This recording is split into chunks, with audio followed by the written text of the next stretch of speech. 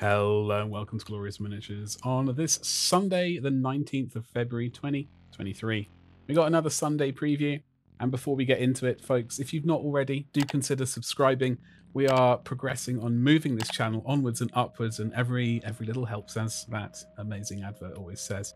Anyway, thank you very much. Let's get into it. Strike Force Agastus makes planetfall. Primaris heavy supporters arrived. Strike Force Agastus hits pre-order next Saturday, and soon Space Marine commanders everywhere will be able to deploy foot soldiers armed with hard-hitting heavy munitions alongside the prophetically named Brutalis dreadnought and a very customizable new lieutenant.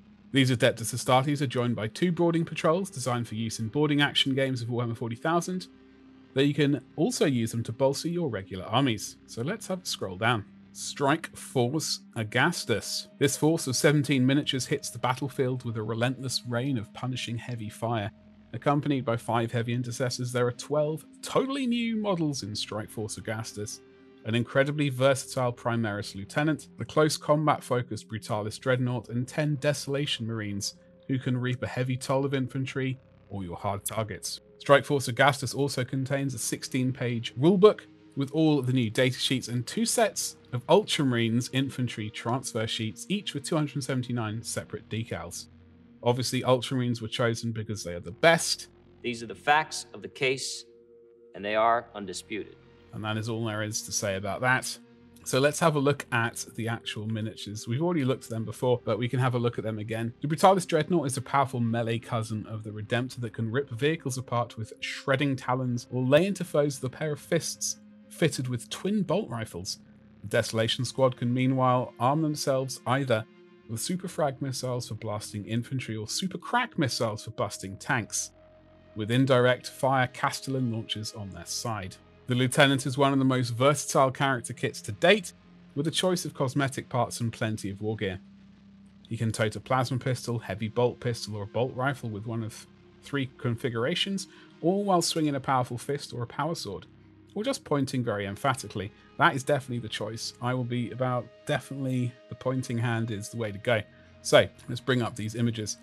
We got this is the actual box that is being dropped. You can see the transfers there, the rules, the data sheets, the artwork on the front, and the miniatures themselves. So we have got the Dreadnought at the back with the claws loadout, and it's got the, I've completely forgotten the name of that. It's Iron Hail stubber on top, and twin melters or flamers at least mounted on the sort of chest area. Well, I guess they needed to bring it in at some point. I don't know how keen I am on it. I do like a Dreadnought, so I'll never say never. And they got the 10 Desolation Marines, or whatever they call them. Out of these ones, I genuinely only like kind of the bottom, like on the first row, down either side of the Lieutenant, with the sort of single massive missile in there, rather than, I don't know, I just find they do look a bit weird. They do look a bit weird. I think kind of the one boxy one on top, one missile, I think probably looks best. I think the belt-fed mini missiles look slightly weird the way they've done it, but hey ho. I said before when this was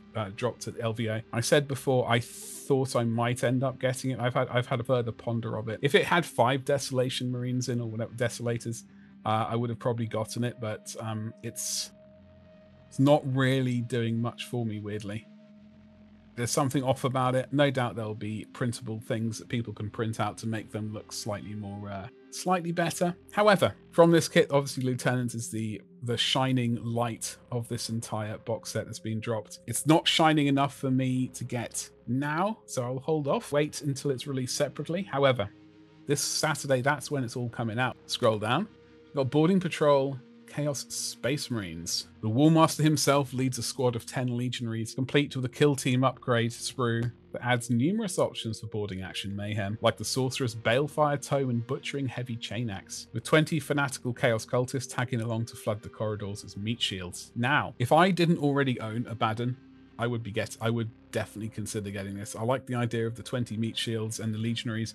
I don't have the legionaries. I don't have any of these particular jackals, I think they are called. But I do have Abaddon, and I think he is the best saving within this box set. So if you don't have him, I suspect this would probably be an excellent chance to get your hands on it. Unfortunately, I already own him, so I will not be getting it. However, got some legionaries, got lots of meat shields there. You got Abaddon at the front. I will get around to painting Abaddon in a painting tutorial at some point, but as I've still not found a house to move into, at that time it's not going to be any time soon. So let's just get back into this.